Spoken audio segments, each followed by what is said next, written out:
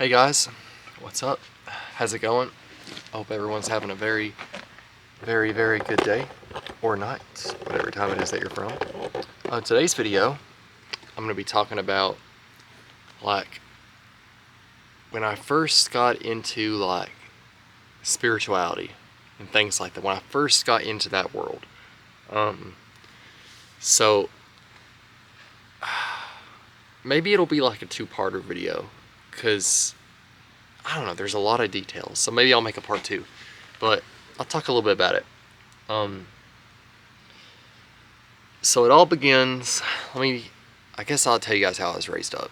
I was always raised up when I was younger in a very like Pentecostal, type environment. My mother was always super religious, and I was always kind of pushed into that world and raised up in it. Go to church, you gotta go to church, all that kind of thing. And I was always interested in like, the concept of like magic and things like that. I was always interested in that throughout high school. So I studied, I got this book, and it was called, what was it? The Secret of Merlin or something like that. It was by some Douglas, some guy Douglas. I forgot his full name, but the Secrets of Merlin, and it went into like Druid history, and I think it had some like pagan history stuff in there. I could be wrong, but it was like the histories of like Druids and like Welsh and all that stuff, and that's where a lot of my bloodline originated from. So like Wales and northwestern Europe. So I'm like, this is actually interesting, and I always felt guilty about reading it and like looking into it, but I was so curious. I felt so connected to it, and I was always guilty. I was like, man, this is a sin. This is God's. I'm gonna go to hell for this, and I guess that's how I was brought up. And it just this fear, would always come over me, and it would tear me between these two worlds. That I guess I thought I wanted to be a part of, and I think I kind of like that other line better, the way I was sitting. It's gonna get up and walk around, but I don't know. But anyway, I was always torn between those two worlds. And after I graduated, and I graduated in 2017, shortly after, a buddy of mine, and he's really religious now, so it's kind of like he came full circle. But at the time, he was leaving Christianity, but now he's back to it. By the way, now he's in present day, he's a Christian again. But at the time, this is in the past. Okay, I'm very bad at telling stories. But anyway, he was telling me about this guy on Xbox randomly joined his, or somebody on an Xbox party he was in told him about, was mentioning astral projection, and he looked into it. And for those of you who don't know what astral projection is, it's you get into this very deep meditative state. You lay down, close your eyes, don't go to sleep, your mind stays awake, your body kind of goes to sleep, and then you leave your physical body, your soul, your astral body, you leave your body. You actually leave your body and exit your body. You're still connected to your body. Some people say you see a ethereal cord, like it's like a white energy cord that connects your astral body. Your astral body to your physical body.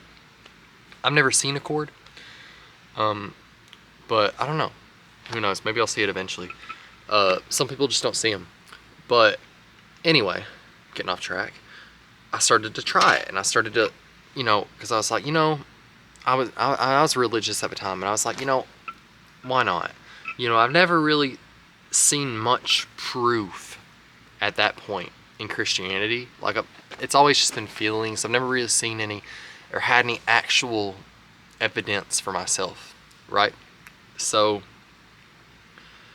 I tried astral projection. I tried it, and I thought I was getting the vibrational stage. There's something called the vibrational stage where your whole body vibrates and you start hearing this noise in it's crazy. And that did happen to me once, but not this time. I was laying down and I thought I got the vibrations, but I didn't. And I'll tell you guys when I got them, and this is when I was like, oh crap, this is real. So I kept trying. I didn't give up. I just laid down. I kept trying. And I was like, this isn't real. And I just kept trying, but I kept trying anyway. And eventually I laid down in my bed one time, and I started hearing this noise in my head. It was like a woo, and then it got louder and louder and louder and louder. But I wasn't hearing it in my ears. I was hearing it like in the center of my head. So it wasn't like bursting my eardrums or anything like that. It was weird. It was like a vibration. And I started to tune into it, and then my whole body, and I mean my whole body, to my toes to my head, started to vibrate, and it went like crazy energy, like the craziest thing I've ever felt in my entire life, and it was very real. And other people are saying that happened to them too. I'm like, that's evidence for me. So I was like, but I didn't leave my body. I got too excited. I was like, this is really happening. Oh my gosh, I'm gonna leave my body. This is crazy. And I got excited. I snapped up out of it, and I was like, man, I almost did it. But I reached the vibrational stage, and to me that was proof enough, because I was like, okay, that's it. I was almost out, but I snapped up last minute because I was, too excited. You're supposed to stay calm, and getting excited or having too many emotions get in the way can kind of ruin the exiting your body, and it can kind of bring your awareness back to your physical body. So, because the whole thing is like trying to separate your awareness outside of yourself. But anyway, I rose up and I snapped up, and I was like, oh my gosh, everything I believed in my entire life was a lie. And like, I don't know, like it was like I just had this innate knowing. I can't explain it. I just had this like knowing of things. As soon as I exited the experience, it was like, some people say they receive downloads and things like that. And I never talked about that kind of stuff, but like, it was almost like I just had this download or knowing. Like I was just like, man, the way I was raised up is not it. It's not it.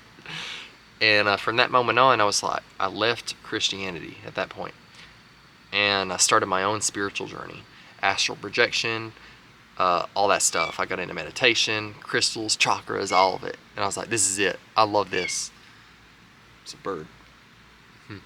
But anyway, I eventually I did astral project. I don't get the vibrations anymore.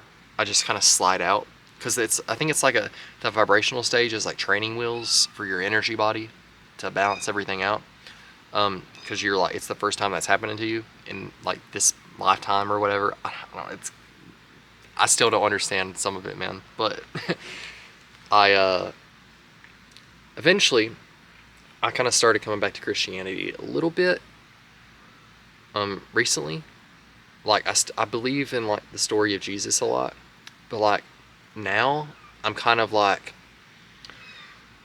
coming full circle to where I'm like at that stage again, like,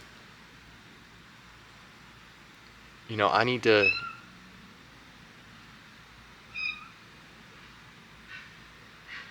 there's a cat somewhere over there.